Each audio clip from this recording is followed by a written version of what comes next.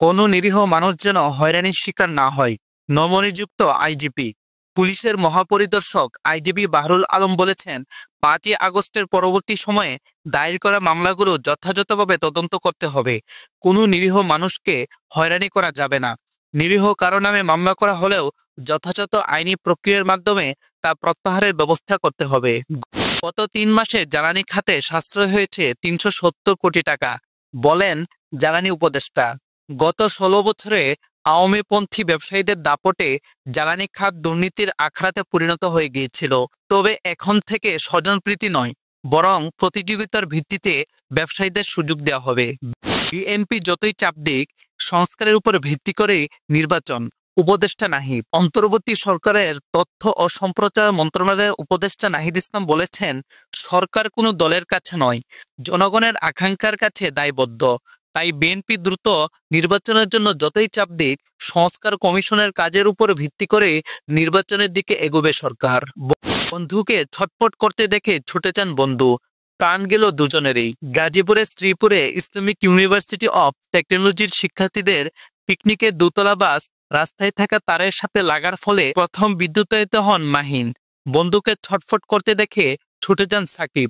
পরে দুজনেই বিদ্যুৎপৃষ্ট হয়ে ঘটনাস্থলে মারা যান। মানুষের অধিকার প্রতিষ্ঠায় দ্রুত নির্বাচনের বিকল্প নেই, তারেক রহমান।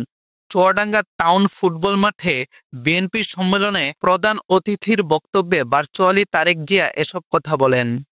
বৈষম্যবিরোধী ছাত্র আন্দোলন ও গণ অভ্যুত্থানে গুলিবিদ্ধ মোহাম্মদ বাবুকে উন্নত চিকিৎসার জন্য থাইল্যান্ডের ভেস্থানি হাসপাতালে পাঠিয়েছে সরকার। রাজধানীর শনির আখড়ায় গুলিবিদ্ধ হওয়ার ৪ মাসেও কোনো উন্নতি না হওয়াতে তাকে দেশের বাইরে পাঠানো হলো।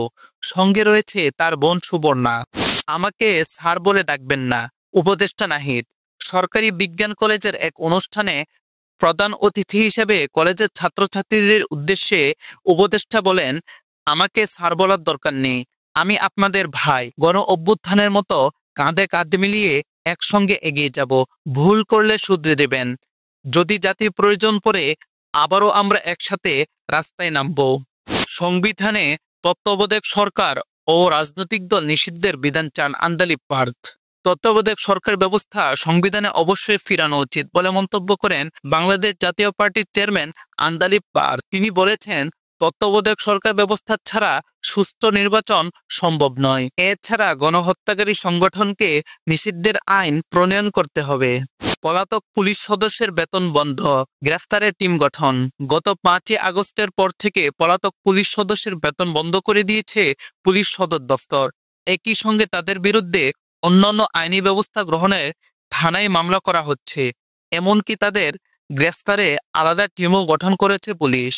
এভাবে সারাদিনের খবর সংক্ষিপ্ত আকারে একত্রে জানতে আমাদের চ্যানেলটি লাইক, কমেন্ট, শেয়ার করে ফলো দিয়ে রাখুন।